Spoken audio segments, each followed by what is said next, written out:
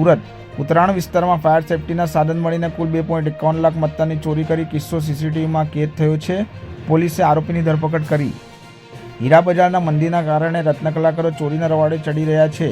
સુરતના ઉત્તરાયણ વિસ્તારમાં ચોરીની ઘટના બની છે। ફાયર સેફટીના સાધન જેવા કે પિત્તળની ગન, વાલ્વ અને કપલ વગેરે મળીને કુલ 2.51 લાખની મત્તાની ચોરીનો કિસ્સો સીસીટીવીમાં કેદ થયો છે। ઉત્તરાયણ પોલીસે આરોપી નીતિન રાડડિયાની ધરપકડ કરી છે। આરોપીએ કબૂલાત કરી હતી કે તે હીરા ઘસવાનું કામ કરતો હતો। હીરાના વેપારમાં મંદી આવતા બેકાર હતો, જેથી મજબૂરીમાં ચોરી કરવાનો નિર્ણય કર્યો।